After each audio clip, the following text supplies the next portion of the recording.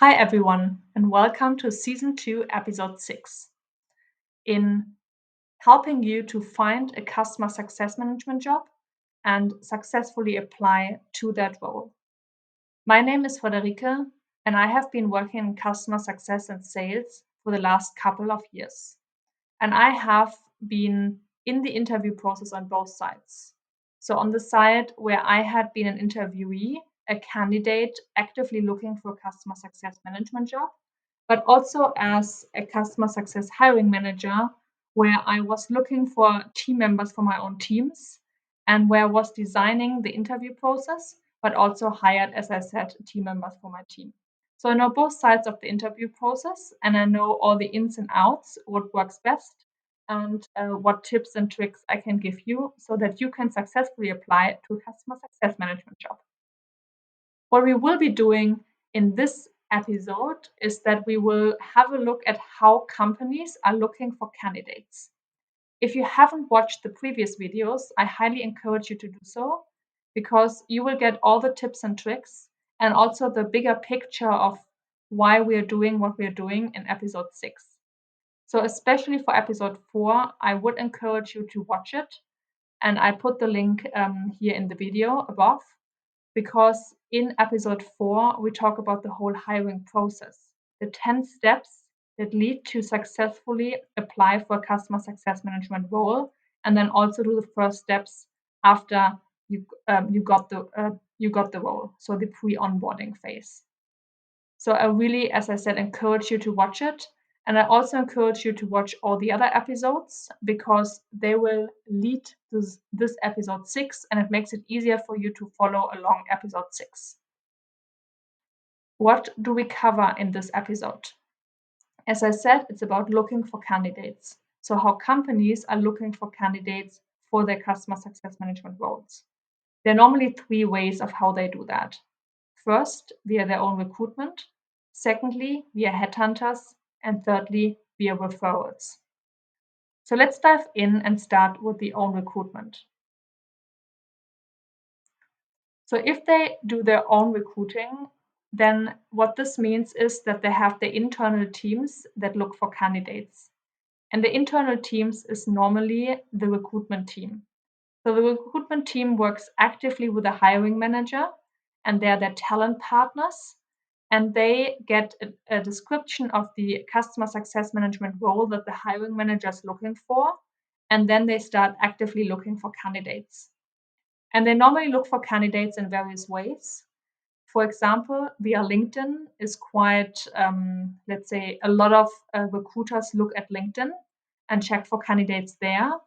They also do this via other social channels, job platforms, or also their own network. What we often see, and what I did myself as well, is as a hiring manager looking for candidates. And the reasons are that, especially if there's a high need in customer success managers, which there currently is, especially in the DACH market, then the recruitment team might find these people. But if a hiring manager is actively sending you a message and saying, hey, we are looking for customer success managers, then normally this means that, yeah, you kind of feel more valued and you're more trusting in this person. And it's more likely that you might, as a customer success manager looking for a job, agree to have an interview. So it just creates more trust. And it's also another person actively helping to find the right candidate for the team. And a hiring manager normally has even a better understanding of who am I actively looking for my team. So this often helps a company to find the right talent. If we look at the second option, it's via headhunter. So if a company says, okay, we are not able to find the right candidate, or it just takes us way too long, we are missing the network, or we are just building up our team, and we are not that much successful, or let's say experienced in hiring customer success managers, they might also start to work with a headhunter. And a headhunter is ideally someone that has a great network in the space of where they're looking for talent. So in our case, around customer success and account management. And so a headhunter is actively looking for candidates and supports that search. And they also normally go via similar routes to find candidates. This is often also via LinkedIn, via other social channels and job portals, but also via their own network. And normally, especially that network is very strong, especially if they focus on a specific industry.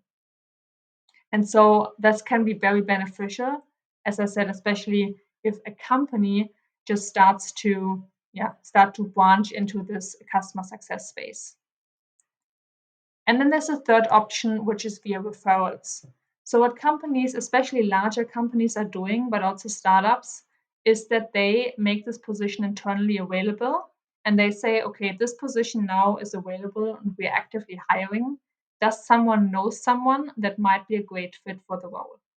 And if an employee says, okay, I know someone, it can be a friend, it can be an ex-colleague, whoever they might think of, then they normally get a specific share or a specific, let's say, benefit out of preferring that person. So it's normally lump sum, let's say, fee or lump sum money amount that they get. And this can also be a great way, also for you, when I talk now in a second about the tips and tricks that I have for you in this stage to really dig deeper. Because if you know someone in these companies, that can be very beneficial if they refer you. Because normally, if someone refers them, it also creates some trust that for you as a candidate looking actively for a customer success management job and you know someone, then obviously someone can help you get the first foot into the door.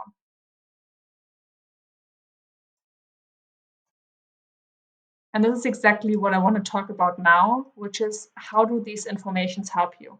Because what I just showed you is how a company goes about finding you as a potential candidate.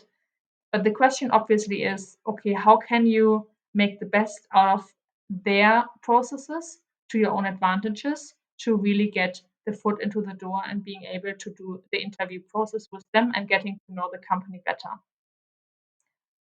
So let's imagine that you receive a message via social media or via LinkedIn because someone reached out to you to actively say, hey, we are interested in you, we are interested in your profile, we want to know more about you. Let's have a discussion.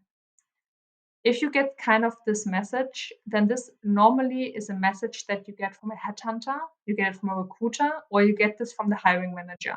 So those three people that ideally or mostly work together to find the right candidates. Here's an example of that email. It's in German, but I translate it for you. So basically, Thomas wrote me a message and he said, are you interested in a new opportunity or a new chance? And he said, hi, Frederike. With great interest, I read your profile. So it was a LinkedIn message. And I'm the CEO of a new startup in the, basically in the recruiting space. And he said that they're currently looking actively for professionals for one of their companies that they work with. Basically, in that moment, I know it is a headhunter because he's not actively looking for someone for their own company, but they're looking for someone for a different company that they work with. And then he says, okay, what do we look for? We look for a senior customer success manager legal. And then he puts in some additional information. So he says, okay, we need someone ASAP.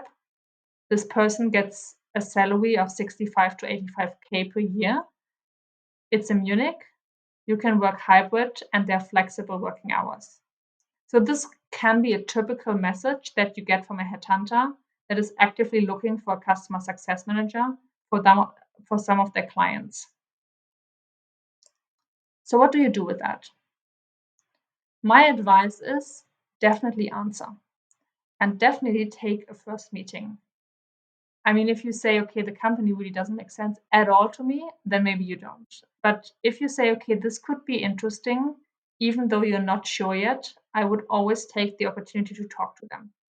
And there are several reasons. I mean, this is a headhunter, which makes it even more interesting, especially if you may not like the company as much and you're not that excited about it.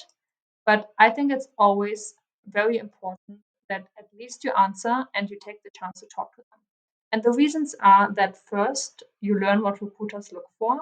So you get a better understanding of what is important to them. You also get a feeling of what kind of roles fit you well. So there might be talks and also insights when you talk to them, or even if you just write to them, that um, yeah, it either fits or it just doesn't fit at all. And this helps you to better determine which roles might be a great fit for you. You will also better understand the market and the job advertisements.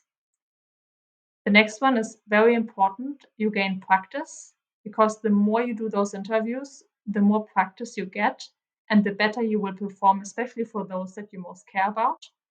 And lastly, you build up your network. And this network can also be very, very beneficial. So I know people that basically take all of those calls and then they make a list of all these headhunters. And whenever they need a new job, they basically just call them and say, hey, I'm interested in a new job. Can you please help me get one? So this can be a great way if it's a headhunter message, but also if it's a recruiter or a hiring manager message, it can be as beneficial as possible, or like as beneficial as a headhunter reaching out to you. So another option is you know someone in the company you want to work for. So this is especially relevant for the referral program, right? If you have someone that is working at that company, they can refer you. If they have to have a referral program, then both of you profit. And this can be, as I said before, very beneficial for trust topics and trust themes, because obviously, if someone refers you, this person normally doesn't just do that. They only do that if they really believe that you could be a great fit. So this gives the company already the benefit of saying, okay, I might give this candidate a higher, let's say, possibility that they might perform well because someone in our company referred them. And this is great for you, great information and a great chance as well. And my tip is that also ask for information that can help you in the first interview. Normally, if someone refers you, they also want you to do well because they get a benefit out of it, but they also put the trust in you as well. And so make sure that you perform well in the interview and ask them all the questions that you need to get a good understanding of the company and also what the company is values, what is important to them. We come into details about the interviews, so you don't need to go more into detail here, but just for you as an information, this can be very beneficial. But let's imagine that you don't have any contacts in the company and you still want to get in. And you still want to get more information about the company, learn more about the company. So what you can do is you can use LinkedIn, and then maybe they're contacts of your contacts who know someone in that company. So don't always just, if you want to apply, say, okay, there need to be a referral program and I need to know someone, but maybe you know someone that knows someone that knows someone that works for that company.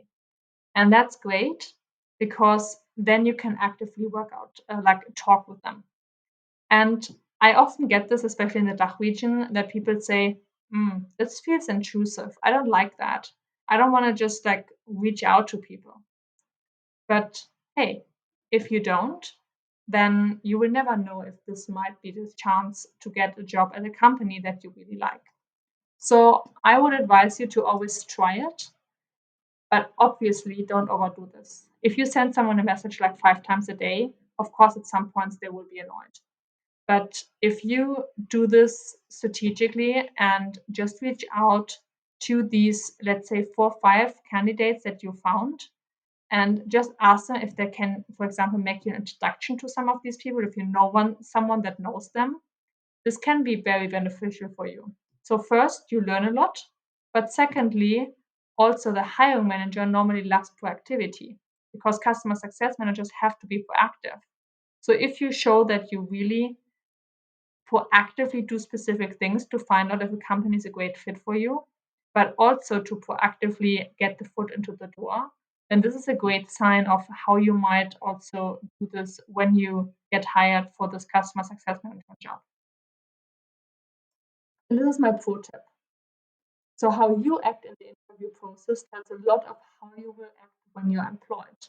And exactly the same thing is true for the company hiring you.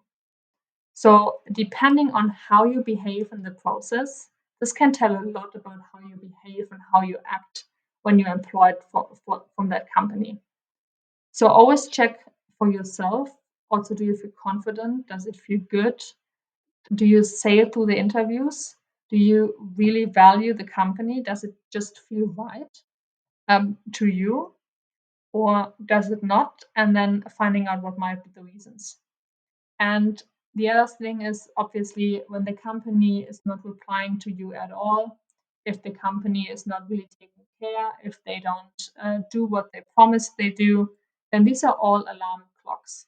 There might be exceptions where just like one or two people, but in general, if there are several people that do this behavior, then you should be very careful of really taking on a job at that company. So always keep this in mind.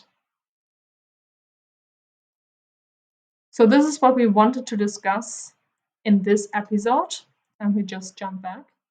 So you see here, the next episode will be about the recruiter interview, where we will be diving into the key elements of the hiring process. But for now, this was episode 6 with all the details around, let's jump over here, how companies are looking for candidates, in which ways they do that, and how you can profit from that. I hope you enjoyed the video. And if you do, I would be really happy if you give me a like, if you subscribe to my channel, and if you put a comment below, especially obviously if you have some specific questions that you would love to have answered, especially for this episode and this process of the hiring process. And if you are not so much the YouTube person and you just accidentally came across this video, you can also follow me via Instagram. You can follow me via LinkedIn. I have a LinkedIn page and also LinkedIn profile. And otherwise, you can jump to my website and you can subscribe to my newsletter. I also put the link below in the description. So if you subscribe to my newsletter, you will get regular updates, tips and tricks, and information about meetups and events and courses that I will be launching. So this is a great way for you to stay in contact with me and the company. And yes, I would say thanks a lot for watching. I really appreciate this. I hope you gained a lot of knowledge out of what I shared with you. If you want to go more deep, you can also sign up to one-on-one coaching with me, especially if you say, okay, I want to go a bit more into depth. Okay, how can I actively apply? How do I find the right people in the company? How do I do this? Then we can do one-on-one coaching. And I will also launch a course on customer success and the details around this later on, and also about the interview process. And you will find downloads and more insights on my website. So if you're interested in going more deep, then you find all the information either in the description below, but then also on my website. And with this, I wish you a great day, and I will, I will, how do you say this, produce the next episode very soon. So I would be delighted if you watch the next episode then as well, especially because this one gets really exciting if we go into the key hiring process and the interviews. So stay tuned and have a great day.